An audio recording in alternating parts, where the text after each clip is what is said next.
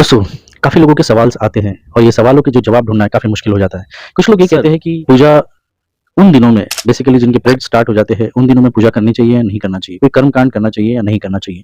मेरे बहुत से क्लाइंट्स हैं जो फीमेल्स हैं और वो बहुत सारे क्वेश्चन्स पूछते हैं, जिसमें से ये क्वेश्चन्स बार-बार आता है कि सर हम पूजा करें या ना करें? हम माला की जाप करें या ना करें? हम तुलसी की माला को पहने या ना पहने? या स्फटिक की माला या जो भी माला है, रुद्राक्ष की माला आप यूज़ कर रहे हैं, उस माला को हम धारण करें या ना करें? ख़ासकर उन दिनों में जब आपका मेंस्ट्रुएशन साइकिल स्टार्ट होता है 3 से 4 दिन उन दिनों में। क्या आप कोई कर्मकांड कर सकते हैं? क्या आप उपवास कर सकते हैं? या फिर आप कोई मंदिर में जाकर पूजा कर सकते हैं? या फिर आप अपने घर में ही पूजा कर सकते हैं?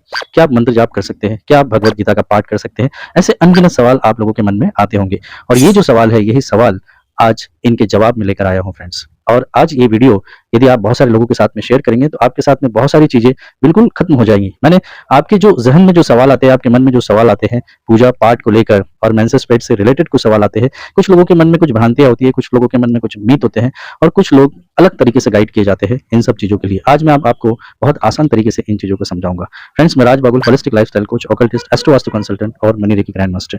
चैनल पर पहली बार आए तो चैनल को सब्सक्राइब कीजिए और बाजू में बेल आइकन को क्लिक करके नोटिफिकेशन को ऑन ज़रूर कीजिएगा ताकि आपको जेन्युइन अपडेट्स हमेशा सबसे पहले मिले। तो आइए वीडियो को स्टार्ट करें। वेलकम बैक दोस्तों, फिर एक बार स्वागत करता हूं और आज हम लोग बात कर रहे हैं कि मेंसेस पीरियड में यदि मेंस्ट्रुएशन साइकिल आपकी स्टार्ट हुई है तो उसमें आप पूजा पाठ करें या ना करें। फ्रेंड्स, ये टॉपिक जो है वो बहुत ही ज़्यादा इंटरेस्टिंग है क्योंकि कई लोगों के मन में बहुत सारे सवाल आते हैं और इन सवालों के जवाब मैं आज आपको एक ही श्रेणी में देने वाला हूँ। तो सबसे पहले हम लोग समझते हैं फ्रेंड्स कि हम कौन हैं।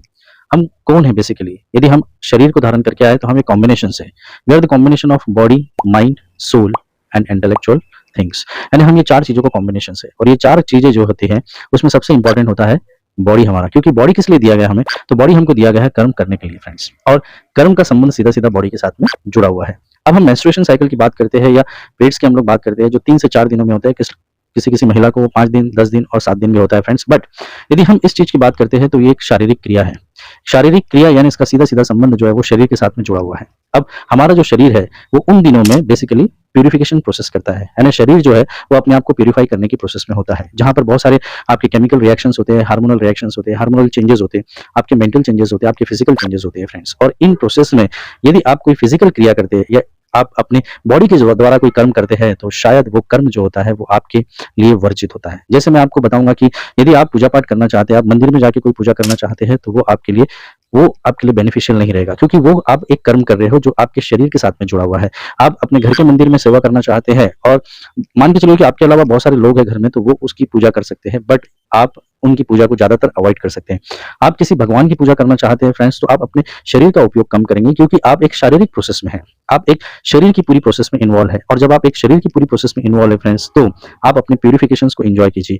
उन दिनों में बेसिकली आपको अपने हाइजीन को मेंटेन करना पड़ता है और ऐसी बहुत सारी चीजें होती है जो आपके शरीर, मन, बुद्धि और आत्मा के ऊपर संस्कार की जाती है और इसलिए आपको कर्म कांड को अवॉइड करना है। जैसे माला यदि आप जपना चाहते हैं तो माला एक फिजिकल कर्म है जहां पर आप अपने हाथों का इस्तेमाल करते हैं, अपने शरीर का इस्तेमाल करते हैं। तो माला को ना तो धारण करना चाहिए आपने और ना ही तो माला का आपने जप करना चाहिए फ्रेंड्स। अब आप कहेंगे कि सर हम मंत्र जाप कर सकते हैं क्या? तो हाँ, आप मंत्र का जाप जरूर कर सकते हैं क्योंकि मंत्र का संबंध मन के साथ में जुड़ा हुआ है। मन का तंत्र, the techniques of the mind इसे कहते हैं। और आप जब मन के साथ में जुड़े हुए हो तो आप मन के द्वारा जो भी मंत्र जाप करेंगे वो आपके लिए वर्जित नहीं है क्योंकि वो आपके मन के संस्कारों के साथ में जुड़ा हुआ है, आपकी मेंटल एबिलिटी के साथ में जुड़ा हुआ है, आपके शरीर के साथ नहीं जुड़ा हुआ है। और ये जो जर्नी है वो किसकी है? आपकी आत्मा की जर्नी है।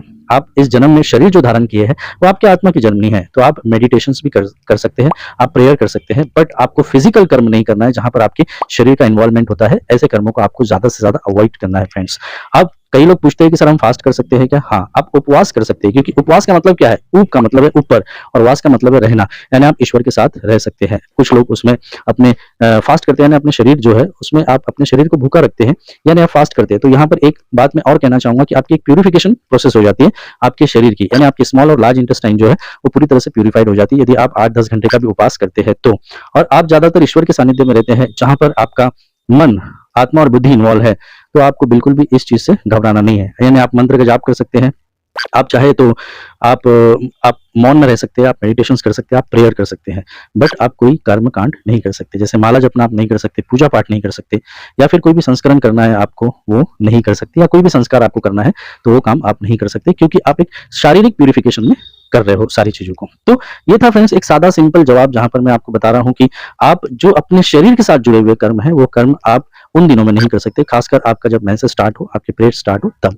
उसके बाद आप कर्मकांड कर सकते हैं, उसमें कोई दिक्कत नहीं है। तो मैं समझता हूँ फ्रेंड्स कि जितने भी मेरे व्यूअर्स हैं, जो फीमेल्स हैं, जिनको ये क्वेश्चंस आता है, तो उसका एक साइंटिफिक रीज़न मैं ये बता रहा हूँ फ्रेंड्स कि आप जितना मंत्र जाप करोगे, आपके लिए बेनिफिशियल है। आप मेडिटेशंस करोगे, प्रेयर करोगे, ग्रैटिट्यूड पे करोगे, ये भी सारी चीज़ें जो है वो आपके उस प्रोसेस में इन्वॉल्व हो जाती है। बट कर्म हम शरीर के द्वारा करते हैं, तो आपको सिर्फ कर्मकांड नहीं करना है। बस यही मैं आपको कहना चाहूँगा। वीडियो आपको वाक़ई में दिल से अच्छा लगा तो नीचे कमेंट बॉक्स में कमेंट डालकर ज़रूर मुझे बताइए। वीडियो को लाइक और ज़्यादातर फीमेल लोगों के साथ इसको शेयर करना ना भूलें फ्रेंड्स। और यदि आप होलिस्टिक लाइफ़स्टाइल में या फिर आप ओकल्ट में, एस्ट्रोलॉजी, न्यूमरोलॉजी, वास्तु में आप कंसल्टेशन लेना चाहते हैं, तो नीचे मेरे नंबर फ्लैश हो रहे हैं, तो आप मुझे कॉल कर सकते हैं। और हाँ, आप लोगों के लिए एक ज़बरदस्त कोर्स मैंने डिज़ाइन किया हुआ है, जिसका नाम है manifestation anything within a simple steps. तो इस कोर्स को आप साइन कर सकते हैं। कोर्स की कॉस्ट है ₹590, प्री रिकॉर्डेड कोर्स है, और ये कोर्स को साइन करके फ्रेंड्स आप अपने जीवन में बहुत बड़ा परिवर्तन ला सकते हैं। और हाँ, यदि आप जेन्युइन अपडेट्स चाहते हैं इस चैनल पर, तो इस चैनल को सब्सक्राइब कीजिए, बाजू में नोटिफिकेशन बेल को ऑन कीजिए, ताकि आपको हमेशा हमारे जेन्युइन और क्रिएटिव कंटेंट्स मिलते रहे और मिलते रहेंगे। फ्रेंड्स, साइड में 2 वीडियो आ रहे हैं, इन वीडियो को मिस मत करिए, क्योंकि ये वीडियो आपकी लाइफ में चेंजेस ला सकते हैं। मिलता हूँ नेक्स्ट वीडियो में, तब तक के लिए राधे राधे।